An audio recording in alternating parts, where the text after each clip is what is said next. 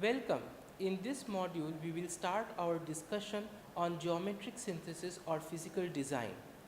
Geometric synthesis or physical design comes after the logic synthesis step. At the end of the logic synthesis and technology mapping step, we have a detailed circuit diagram of the chip, of the functionality that we want to implement in terms of cells, macros, gates and transistors that will be used in the design and their interconnections. At the beginning of the physical design step, this circuit diagram is usually represented as a data structure called netlist. Netlist is a graph-like structure in which the nodes are the modules, that is the cells, macros, transistors, gates that we just mentioned, and the edges are the interconnections. So the edges will be, if two cells are connected via wires, there will be an interconnection between these two modules, and this will be represented in the netlist as an edge. So what is the physical design process? Given this netlist, to obtain a geometrical layout. The process of converting the specification of an electrical circuit called netlist into a geometric representation called layout. The diagram that we have shown below is an example of a layout. On this layout, we express here the floor of a chip.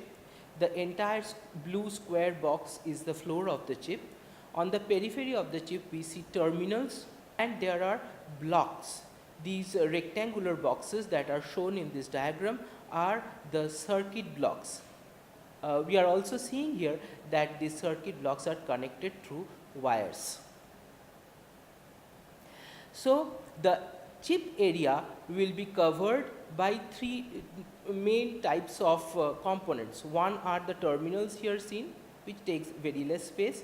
The blocks, that is the circuit blocks themselves, the logic block, and we need area for interconnection between the blocks. So the physical design process is very complicated because the circuit diagram form from which we have to obtain the final geometric layout can be very huge, consisting of millions of transistors interconnected in very complex ways. And we have to obtain an optimized layout which tries to minimize the chip area, say, could be minimizing the critical length of a wire in the whole design, in the need to maximize performance in the face of constraints such as limited area, number of metal layers or routing layers available, etc. And hence the whole physical design process has been divided into a set of stages or steps. The first step is partitioning. In the partitioning process, we partition the entire big circuit diagram that we have into controllable sub-circuits or sub-partitions. This circuit here has been divided into three partitions using two cut lines, cut line 1 and cut line 2. And we have three partitions, partition 1, partition 2 and partition 3. After the partitioning process, each of these partitions will be called a block, and there will be interconnections among blocks. So each block will have a specific geometric properties, because in this block we will now have a fairly good idea of what are the components in these blocks, how are they interconnected. So we will get an approximate size and shape of each block as well at the output of the partitioning process. So hence at the output of the partitioning process we will have blocks along with their interconnections. Now these blocks have to be placed on the floor of the chip. This is done in two steps, floor planning and placement. In the floor planning step, we place the blocks such that no two blocks overlap, and the area of the whole chip after their placement on the floor can be minimized. We also want to minimize the total routing area required as well. So after the floor planning step, we come to the placement step, where we find the exact coordinates of the blocks on the floor of the chip. In the floor planning phase, we only obtain a relative order of placement of the blocks on the floor of the chip. We don't get the exact coordinates for each block. At the placement phase, we obtain the exact coordinates of each block. In the routing phase, what we do is we obtain for each wire connecting the blocks a set of areas through which it will be interconnected. So, we have areas between the blocks.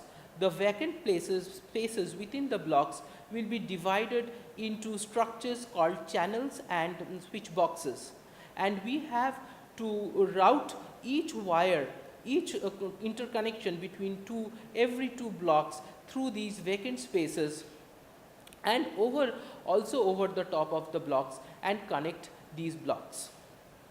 This is done in the routing phase. In the compaction phase, what we do is to reduce the size of the entire circuit to obtain. Now, before going into the algorithms, we need to understand how do we represent and manipulate a layout through the design process. So, the layout is manipulated through a CAD tool called Layout Editor. So, Layout Editor is a CAD tool that allows a human designer to create and edit VLSI layouts. So, what do we have in a layout? A layout contains a collection of tiles. A tile is a rectangular section within a single layer. Tiles are not allowed to overlap within a layer. So, within a given layer, I cannot overlap two tiles. The elements of a layout are referred to as block tiles. So, we will have block tiles and vacant tiles. The blocks in the circuit will be represented as block tiles. The vacant spaces will be represented as vacant tiles. The area of the layout that does not contain a block is referred to as the vacant space. The vacant space can be partitioned into a series of vacant tiles. So, here we represent an example. We have three circuit blocks A, B and C, and we have this vacant space here. Now, here we have also divided the vacant space into tiles. So, these are vacant tiles, these will be vacant tiles, and these are block tiles, right. The vacant space is also partitioned into vacant tiles. Now, given this layout editor, we also require data structures to represent the layout. So, that is done using the corner stitching data structure. There are other legacy data structures, but the most important data structure that is used today is the corner stitching data structure, and hence we will discuss this data structure here. In the corner stitching data structure, a floor with some solid tiles or blocks are given to me. Then we partition the floor with the maximal number of horizontal strips to define blank or vacant tiles. So, at the beginning we are only given a vacant space with blocks on that, and then we have to divide the vacant space into maximal horizontal strips. For each tile we have to store its position, size description and other attributes, and then we insert corner stitches, pointers 4 per tile for both solid and vacant tiles, pointing to appropriate neighboring tiles. If this one is a tile, it has 4 pointers: RT pointer, right top, top right, bottom left and left bottom. These 4 pointers point to 4 tiles which are neighboring to it, right. And this is an example as to how the whole layout will be represented through the corner stitching data structure. We see that each tile is stitched to the tiles neighboring to it, right, through the pointers that we have here. Now, after we have defined the data structures, we need to also have operations to operate on these data structures. So, what are the atomic operations that can be performed on layout editors? The basic set of operations that give a designer the freedom to fully manipulate a layout are called the atomic operations. So, we are now discussing operations that can be used on the layout editors. The algorithms will use these operations to manipulate the layout. So, point finding, given the coordinates of a point Pxy, determine whether P lies within a block, and if so, identify that block. Neighbor finding, determine all blocks touching a given block B. So that means if I have a block, there can be many other blocks that is touching its boundaries. So this function will allow us to find all the tiles that are neighboring to this block B. Block visibility, determine all blocks visible in x and y directions from a given block B. Area search, given a fixed area A defined by its upper left corner, its length L and width W, determine the blocks with which A intersect.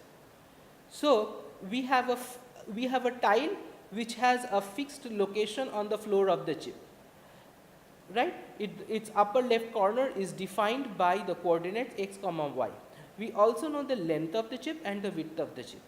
So now this operation will allow us to determine all blocks with which A intersect, with which A overlap.